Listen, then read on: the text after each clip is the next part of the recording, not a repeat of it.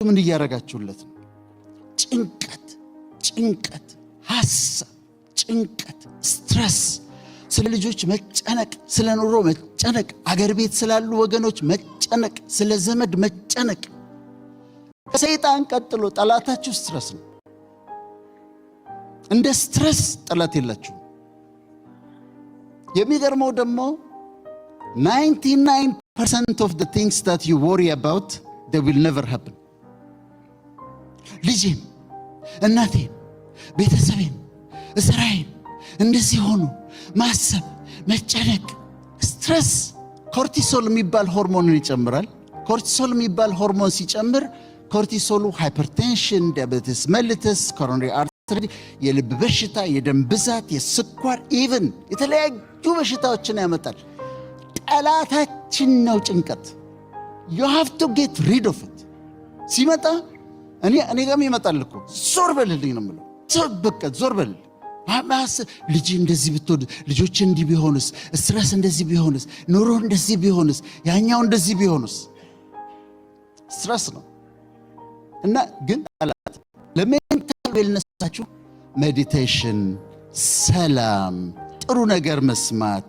ጥሩ ነገር ማንበብ ሜንታል ዌልነስ አችሁ መጠበቅ አለባችሁ ይሄንን አእምሮ ብትከፍቱት አጥንቴን ብትከፍቱት የምታገኙት ነገር ብሬን ነው የሚባለው አይደል ነጩ ግሬ የሆነው ኮሪጌትድ የሆነ በቢሊየን የሚቆጠሩ የነርቭ ሴሎች አሉት በትሪሊየን የሚቆጠሩ ኮኔክሽኖች አሉት ሴሬብረም ሴሬቤለም ሜዱላ ፖንስ የተባሉት ማይንድ ግን ይለያል ይሄኛው 3 ፓውንድ ነው የኔ ጭንቅላት ውስጥ ያለው ብሬን ማይንድ ግን ክብደት የለውም መልክ የለውም የቱ ጋር እንዳለ አታውቁም ግን ይረበሻል ሲመጣና ሲጫናችሁ ስትረስ ጭንቀት ሲበዛባችሁ ቴል ዮርሰልፍ አላስተናግድህም ማለት አለባችሁ አላስተናግድህም እኔ ጋር ይመጣ አላስተናግድህም አልቀበልህም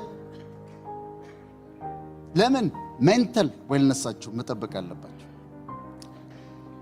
ደህና ስለመሆን ነው ጥቂት ማካፈላችሁ ደህና ስለመሆን dimensions of wellness ይባላል የተለያዩ dimensions of wellness አሉና ደህና ነህ ወይ ስንባልና ደህና ነኝ ስንል ምን ማለታችን ነው ደህና ነሽ ወይ ሲባል ሲጠየቅና ደህና ነኝ ብለሽ ስትመልሺ ምን ማለት ነው እነዚህ dimensions አሉትና የመጀመሪያው dimension of wellness የሚባል ነው emotional wellness ይባላል ኢሞሽናል ዌልነስ ደግሞ ይሄ ንዴታችን ቁጣችን መነጫነጫችን ብስጭታችን እሱ ነው ኢሞሽናል ዌልነስ ዲፕሬሽን ይመጣል ንገ ዲፕሬሽን ሳላስበው ይመጣና ላይ ተከምሮ አገኘዋለሁ ምን ሆኛለሁ ምንም ምን የተፈጠረ ነገር አለ ምንም መጥቶ ግን ይከመራል ላይ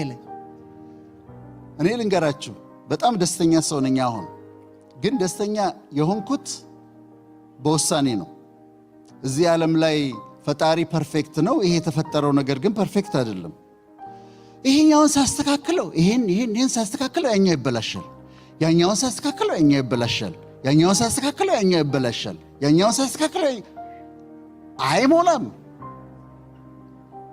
ከዛ አንድ ቀን ቆምኩና ራሴን ዶክተር ነው ከዛሬ ጀምሮ ዶክተር ወዳጄነ መሐረነ ደስተኛ ሰው ነው ብየወሰንኩ ለማን ብላችሁ ነው የምትደበሩት ለየትኛው እድሜ ብላችሁ ነው የምትደበሩት ለየትኛው ዓለም ብላችሁ ነው በዲፕሬሽን የምትቀመጡት ቢ ሃፒ ኢንጆይ ዩር ላይፍ ዲፕሬሽን አታስተናግዱ ዲፕሬሽን ብቻ አይደለም ምሬትን ብስጭትን ንዴትን ቢተርነስ መራራነት ግራጅስ ቂም አያስፈልግ ከናንተ ከህይወታችሁ አስወግዱት መራራነት ሲመጣ አስወግዱት ንዴት ሲመጣ አስወግዱት ብስጭት ሲመጣ አስወግዱት ኢሞሽናሊ ዌል መሆን አለባችሁ ጥሩ ጤነኛ ኑሮ እንድትኖሩ መንገድ ላይ የሚጣሏችሁ ሰዎች ካያችሁ ጥቁሮች ቢሆኑ ነጮች ቢሆኑ የሎ ቢሆኑ እናንተን አይደለም እኮ የሚጣሉት ራሳቸውን ነው እኮ የሚጣሉት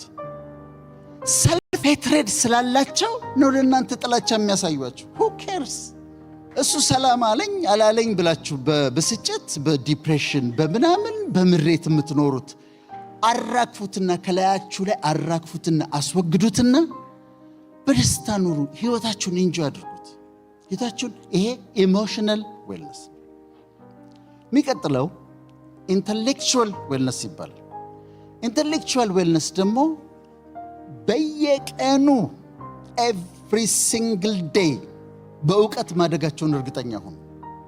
ትንሽ ነገር አንብቡ፣ ዶክመንተሪ ነገር እዩ፣ በእውቀት ደጉ፣ ጨምሩ፣ ትንሽ እውቀት ጨምሩ፣ ትንሽ እውቀት ጨምሩ፣ ትንሽ እውቀት ጨምሩ እና ኢንተሌክቹዋል ዌልነስ ትንሽ እኔ ብዙ ጊዜ አነሳዋለሁ። በኢትዮጵያ ውስጥ በጣም ምሁራን ከነበሩ ሰዎች አንዱ ጳውሎስ ኞኞ ነው።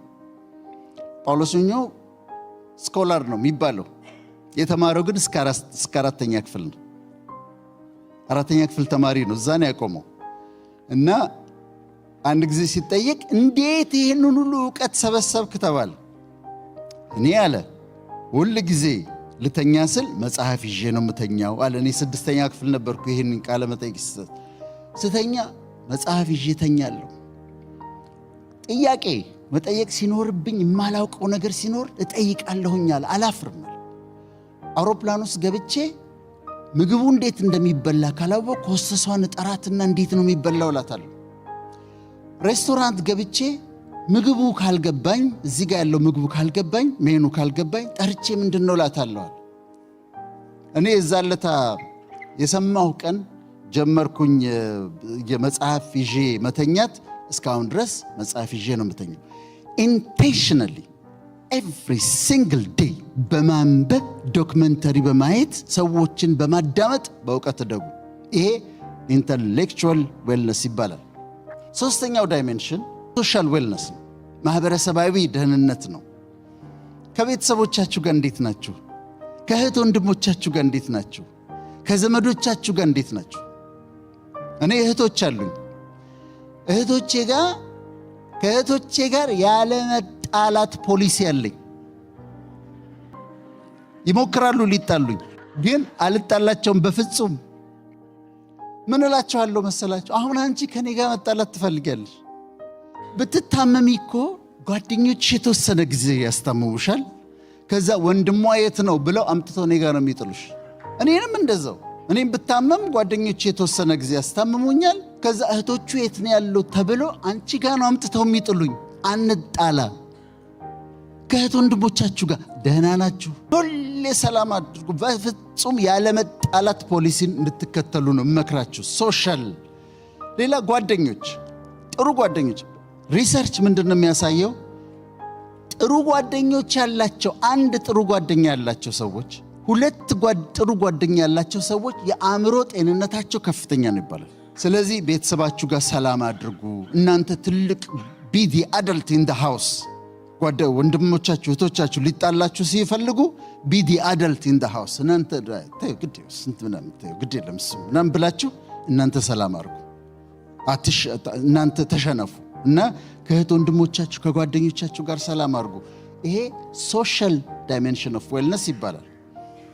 አራተኛው ኦኪፔሽናል ዌልነስ ይባላል። ስራችሁ እንዴት ነው? ደህና ናችሁ? እግዚአብሔር ይመስገን። ምንድን ነው የምትሰሩት? እውነቱን ነጋገር ከተባለ የሚያኖረን እግዚአብሔር ነው። ግን ምንም ነገር ስሩ፣ ሰርቪስ እስከሰጣችሁ ድረስ ውደዱት። አንድ ጊዜ መጀመሪያ አሜሪካ እንደመጣሁኝ ሰሞን በታክሲ ነበርና በታክሲ ሲሄድ ኤርፖርት ሲሄድ ነጭ ነበረ ሰውየው። ከዛ አወራዋለሁ። ፕሮፌሽን የተማረው ምናምን ስጠይቀ ኢንጂነር ነኝ አለ። ኢንጂነር ሆነ እንዴት ታክሲ ትነዳለህ አልኩት። በጣም አስታውሳለሁ። እንደዚህ ብሎ ነው ያለኝ። ወደ ኋላ ዞሮ አየኝ። what do you mean አለኝ። what do you mean? ኢንጂነር ነኝ። አዎ በኢንጂነሪንግ እሰራለሁ፣ ግን ደግሞ ሞርጌጅ አለብኝ። በትርፍ ስራዬ ታክሲ እነዳለሁ አለኝ። ነገሩ ለካ እንደዚህ ነው አልኩ። ሌላ ቦታ ኤርፖርት ሄድኩና አንድ ኢትዮጵያዊ እንዲህ ትልቅ ወንበር ላይ ተቀምጠው ሰዎች በጨርቅ እንደዚህ ጫማ ይጠርጋል። ከዛ አየሁት። እንዴት ነው ስራ አልኩት። ይሄ እኮ አይገኝም አለኝ። አታገኘውም እኮ ያለ 100 ብር ቲፕ ይሰጡሃል እኮ አለኝ። የማይገኝ ስራ የጤና እርዳታ ውስጥ ነው የምትሰሩት፣ ሆም ኬር ትሰራላችሁ፣ ሳይከፈላችሁ እንኳን ብትሰሩ መስራት አለባችሁ። እንኳን ተከፍሏችሁ አይደለም፣ ባይከፍሏችሁ እንኳን የታመሙ ሰዎችን መንከባከብ፣ የተጎዱ ሰዎችን መንከባከብ ጥቅም ነው። ወደ ሥራ ስትሄዱ እየጠላችሁት አትሄዱ። ምንም ይሁን የምትሰሩት እየጠላችሁት አትሄዱ። ሐኪሙም ሆነ ሁላችንም ሰርቪስ ነው የምንሰጠው። ሰርቪስ ስትሰጡ ደስ እያላችሁ አድርጉት። አምስተኛው ፋይናንሻል ዌልነስ ነው።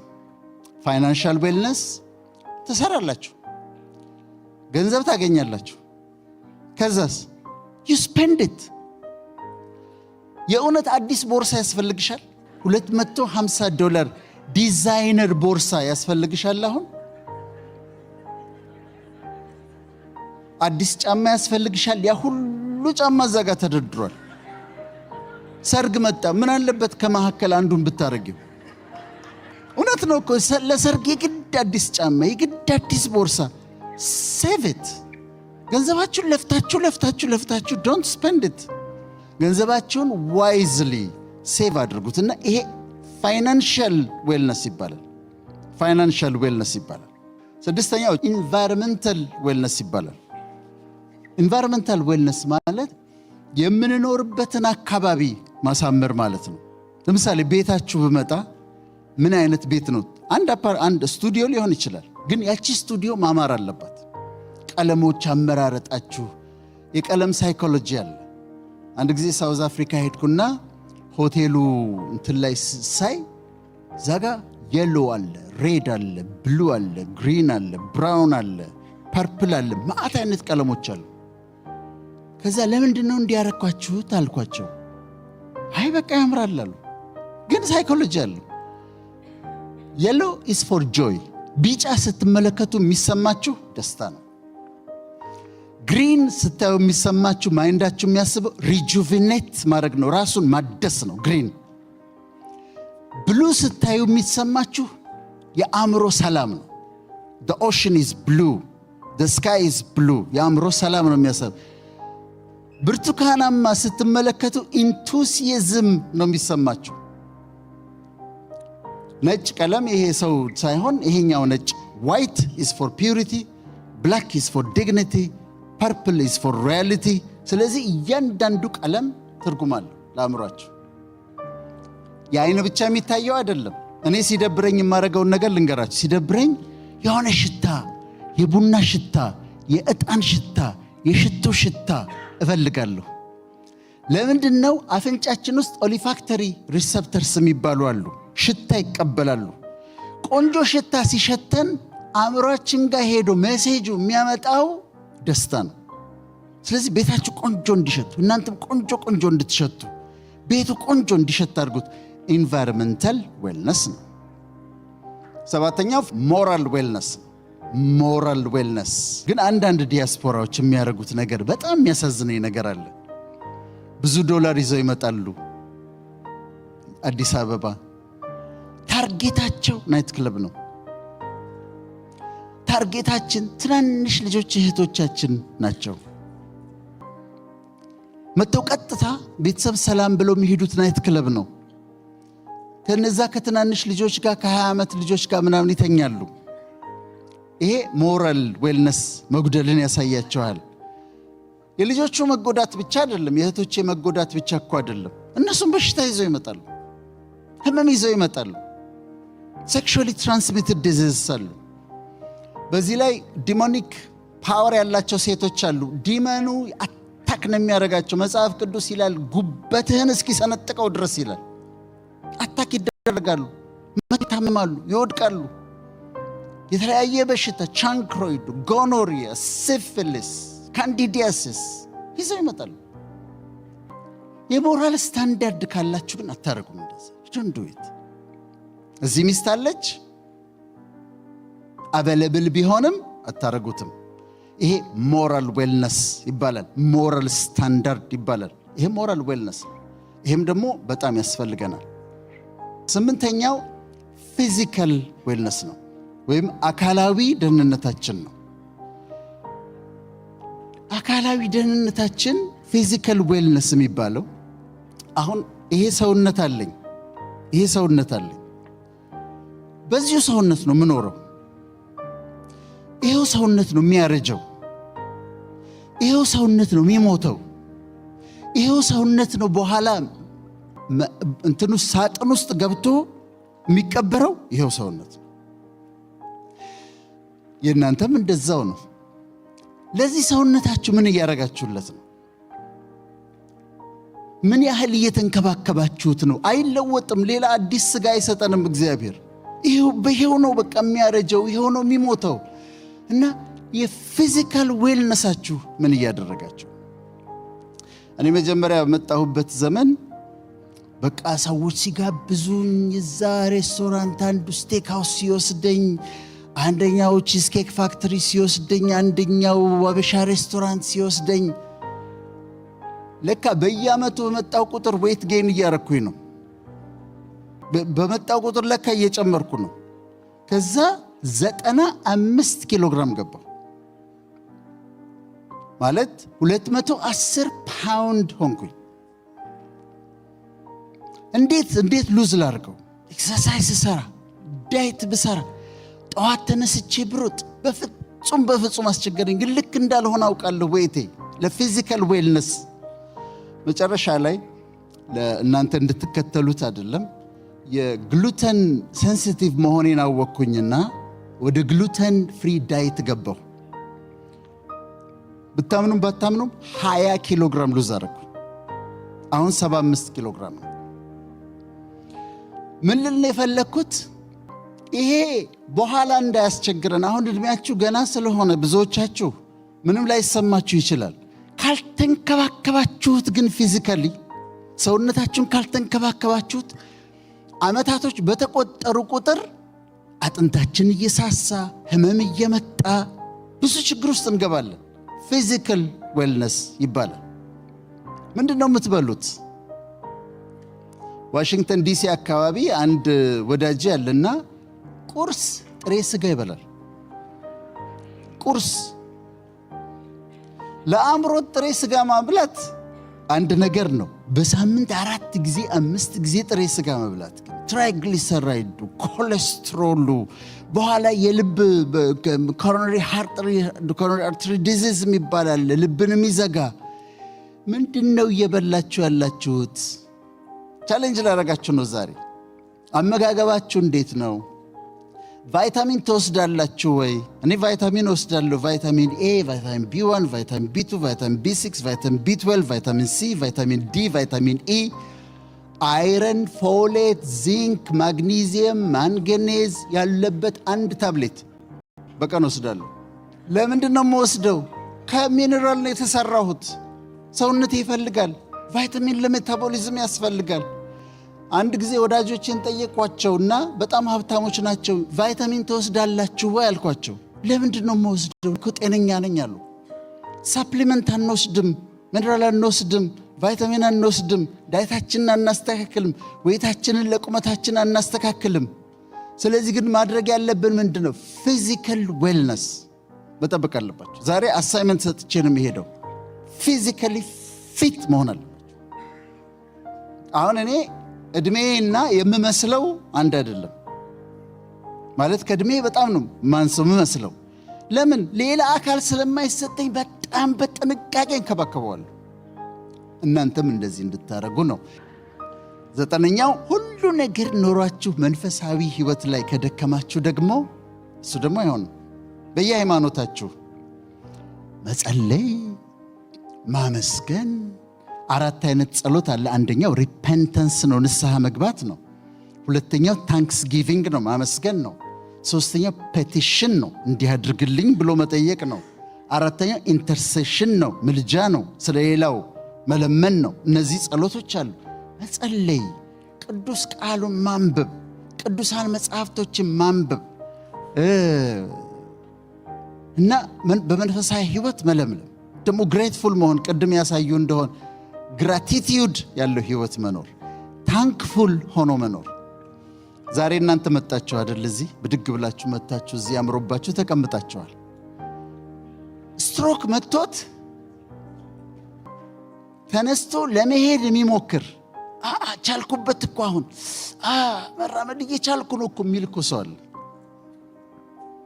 እናንተ እዚህ ጋር ዘንጣችሁ ተቀምጡ። ቢ ታንክፉል፣ ግራቲቲዩድ ይኖራችሁ። መኪናችሁን አስነስታችሁ ወደፈለጋችሁበት ትነዳላችሁ። በጥፋትም ያለ ጥፋትም እስር ቤት ሆነው አንድ ቀን ወጥቼ ንጹሕ አየር ተንፍሼ በእግሬ ሄጄ እያሉ የሚመኙ በጣም ብዙ ሰዎች አሉ። እናንተ ነፃ ናችሁ። ማታ ትገባላችሁ። ብዙዎቻችሁ በጣም አጭር ጸሎት አለች የምትጸልዩት ማታ ከእንቅልፍ በፊት እግዚአብሔር ሆይ ስለበጣም ሰላም ስለዋልክኝ አመሰግናለሁ ስለመሰድረኝ ትሉና ራሳችሁን ሲነካ እንቅልፍ ይወስዳችኋል። እማይተኙ በጣም ብዙ ሰዎች አሉ። ይሄ ደግሞ ስፒሪቹዋል ዌልነስ ይባላል። ስለዚህ እንደዚህ ጠብቁና ራሳችሁን ፊዚካሊ፣ ሜንታሊ፣ ኢሞሽናሊ፣ ሶሻሊ፣ ፋይናንሻሊ፣ ኦኩፔሽናሊ፣ ስፒሪቹዋሊ፣ ሞራሊ ጠብቁና እንዳማረብን እናርጅ።